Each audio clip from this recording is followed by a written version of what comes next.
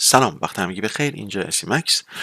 میخواستم یه نکته در خصوص بلندر بگم، چون هر از گاهی میبینی وسط کارها، حالا داری با سابستنس دیزاینر کار میکنی، با پینتر کار میکنی، با سینما 4D، حالا هر نرم افزاری یا یونیتی، آنریل، میپری وسط بلندر، چون نیاز داری یک FBX رو تنظیم کنی، یک کاری رو انجام بدی، یه انیمیشن رو درست کنی یا یه تکسچری رو تست کنیم. میبینی که خیلی نیاز میشه، چون نرم افزار فری هست و اصولا رو کامپیوتر من همیشه نصب است، ولی خیلی بد قلقه کیبورد موسش و علاوه خصوص جابجا شدن توی محیط. حتما من باید اینجا کلیک کنم و من یه سری عادت کردم به یه سری شورتکات و کیبورد ها و خیلی اذیتم میکنه بخوام برم داخل بلندر و شروع کنم با محیط بلندر کار کردم. در نتیجه یه سری تنظیمات میخوام انجام بدم و بهتون یاد بدم. این تنظیمات رو انجام بدید، خب خیلی راحت میشید و اینکه شورتکات های بلندر رو هم از دست نمیدید جز یکیشو. خب بریم سر وقت اینها. میام تو قسمت edit preferences، ببینیم اینجا چی داریم. اول میریم سراغ input.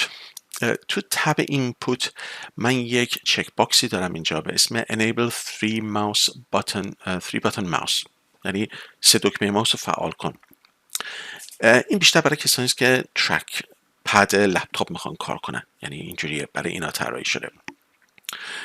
اینو کلیک میکنید، من اینو میبندم، آلت رو نگه میدارم و بعد میبینم حالا دیگه روتیشن هم درست شد. پس با آلت میتونم راحت روتیت کنم، ولی پن نمیتونم انجام بدم. میخوام پن کنم یه همچین اتفاقی میفته و همه چی میریزه به هم. پس برای درست کردن پن میام دوره تو ادیت، میام تو قسمت پریفرنسز، این سری میام توی کیمپ. توی کیمپ سرچ میکنید دنبال پن ویو، با دقت کنید با پی بزرگ و وی بزرگ، و بعد یه مقدار من اینو ریسایز کنم ببینیم. و بعد تو تقریبا هم میشه گفت اولین آیتم اینجا که زده پن ویو، اونی که جلوش زده ماوس و میدل ماوس، اونای دیگر رو کاری ندارم. اونی که زده میدل ماوس، یعنی میدل ماوس اینجا، میدل ماوس و میدل ماوس، اینایی که میدل ماوس هستن من اینها رو روش کلیک میکنم، آلت رو نگه میدارم و میدل ماوس میزنم و این میشه آلت میدل ماوس.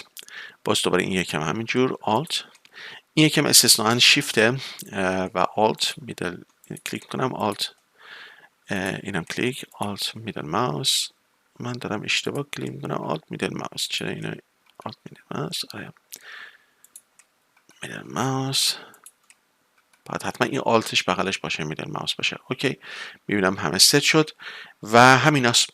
این باعث میشه که سیستم من الان شبیه سینما 4D شد و مایا و بقیه نرم افزارهایی که اصولا باشون کار میکنیم و خیلی راحت سریع میام اینجا میتونم نویگیت کنم و بدون که شورتکات های بلندر رو از دست بدم، به غیر از یه شورتکات که اون هم آلت دابل کلیکه که برای لوپ سلکت هست. البته شورتکات مهمیه ولی میتونیم بعدا با یه چیز دیگه جایگزین کنیم و چون توش آلت داره و ماوس کلیک داره یه مقدار این تداخل داره با این چیزی که ما تنظیم کنیم.